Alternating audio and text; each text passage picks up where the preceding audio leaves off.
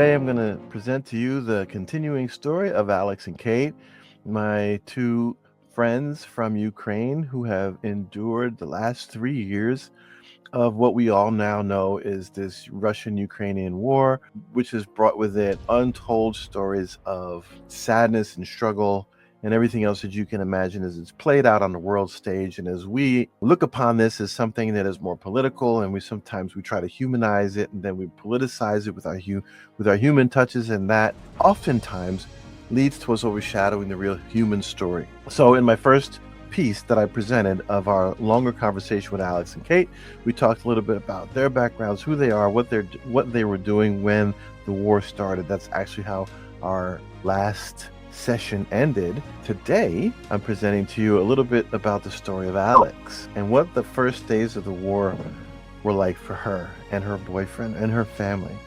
Decisions that they made about staying in Ukraine or in Kyiv, or leaving and going outside of the country. She made her decisions.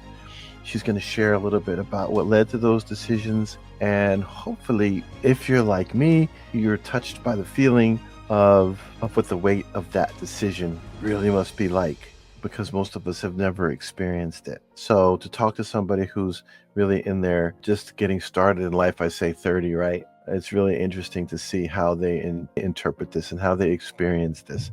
So today it's Alex, and our next installment will follow on with a little bit more of Alex, and then full focus on Kate and her experience. Sit back. I invite you to feel what Alex is feeling as she's telling her story. I try to give you a little bit of background. When did you get out to go to Poland?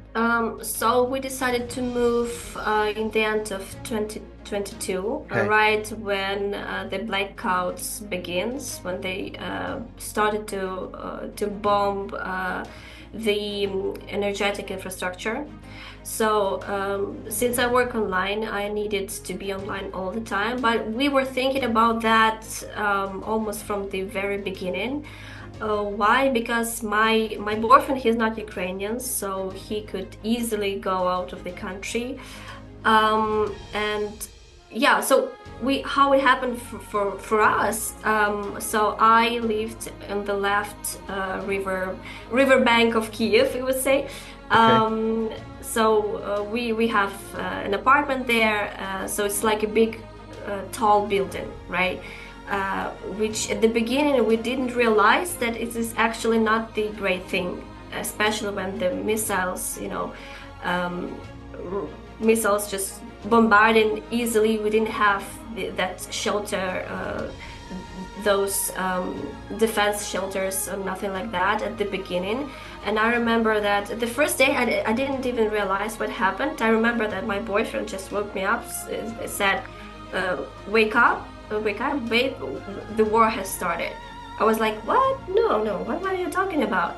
And he woke up because his friends from all over the Europe, from America, from his homeland, they were all messaging him like, how are you? Are you safe? What is happening? So we didn't actually know what is happening. We didn't even have that air alarm system yet. I remember I look outside the window and I saw a lot of cars already standing in the jams. I saw my neighbors from my building, running around with their things, and they trying to flee, and we don't understand what to do. What should we do? What should we do? We weren't prepared for that, because till the beginning I did not believe that it will happen, because these news, they've been around almost every year, that they come to the border, then they go outside the border. So we were like, no, they're provoking again, that was the thing.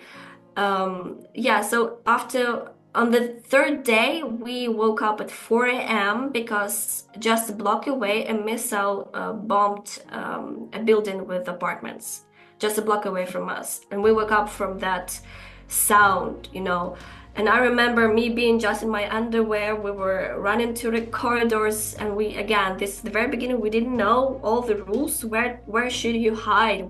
What should you do when something's like that happen? And we decided, since my parents, they lived not in the neighborhood, but not that far away, so we moved to the parents first, because it is easier for everybody, to be in one place.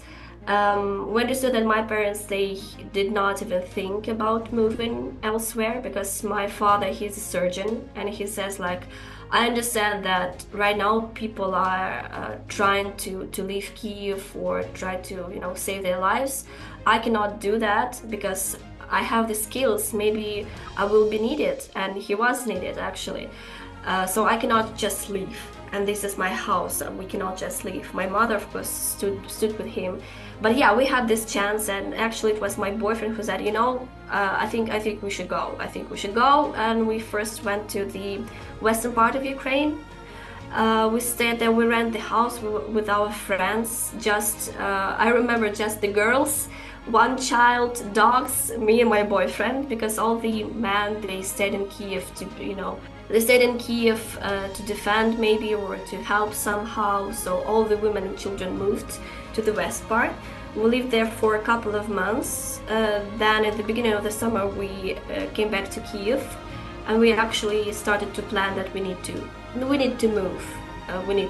And this is my boyfriend, who had his friend living in Krakow, and he said, like, listen, what are you doing there? Just come to Poland, feel again safe again, that nothing is flying above your head. Yeah. So yeah, that was the decision, Krakow, because we had one friend here, and he helped us a lot, because when you come to a new place, you don't know anything, how everything going on. This was our decision. Yeah, that's how we moved. It was really hard for me emotionally, because it was not my decision to leave my homeland. And when you don't want to move, whatever happening here, Poland is a great country.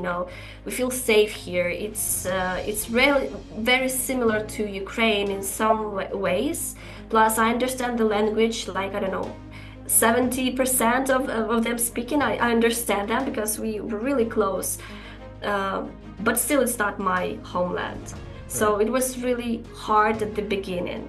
And right now I understand that I actually need to build my future here or someone else, but maybe not in Ukraine. This is like a short, ending of my thoughts of this period, Millions of Ukrainians fled their homes, seeking safety in neighboring countries. Families were torn apart, with women and children making the arduous journey westward. The outpouring of support from ordinary citizens in neighboring countries was remarkable. Life as a refugee was fraught with challenges. Many found themselves living in overcrowded shelters, grappling with uncertainty and trauma. Despite the hardships, the Ukrainian refugee crisis revealed the depth of human compassion and resilience. The response demonstrated the power of collective action in the face of adversity. Thanks for taking a few minutes to see and hear Alex's story. Like I said at the beginning, I hope it's one that touches you. I hope it's one that you could imagine yourself experiencing as she goes through the things that are happening with her and her family, and decisions that she made ultimately based on all of those factors. Stay tuned. Kate is next, and we'll listen to Kate tell her story. They're two different ladies, two different stories of a city, so to speak, right? Kiev, Ukraine, two women who are colleagues and friends, each telling their version of the story and how they experienced it and the decisions that they made and why. Look forward to seeing you on the next video.